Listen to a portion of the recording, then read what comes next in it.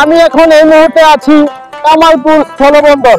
কামালপুর জামালপুর জেলা, বকশীগঞ্জ উপজেলা সীমান্তবর্তী এলাকা।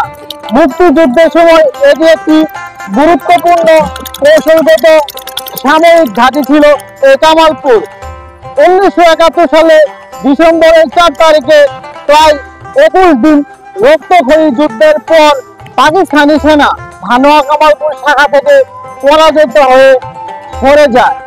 অধিকার সংরক্ষণের দড়ি ভারত এবং মুক্তিযোদ্ধাদের আওতায় চলে যায়। এই এলাকায় সামগ্রিক মোট 18টি সংঘর্ষ সংঘটিত হয়। প্রথম হামলা হয় 12 জুন, যা পরবর্তী সময়ে 30 জুলাই এবং 22 অক্টোবর পর্যন্ত চলে। সেক্টর 11 অধীনে কর্নেল পরবর্তীতে আবু তাহের এই যুদ্ধ পরিচালনা করেন। তিনি এক পর্যায়ে বিপুল লাঞ্ছনার সম্মুখীন হয়ে একজন পা হারান।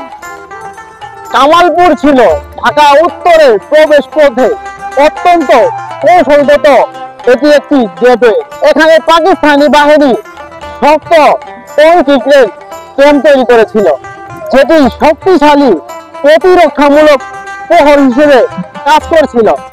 শেষ পর্যন্ত 3 থেকে 4 হাজার মুক্তিযোদ্ধা এবং ভারতীয় সেনাবাহিনীর সমর্থনে পাকিস্তানি সেনাবাহিনী হেরে যায়। প্রায় 497 জন পাকিস্তানি সেনা নিহত হয়। প্রায় 250 জন পাকিস্তানি সেনা আত্মসমর্পণ করেন।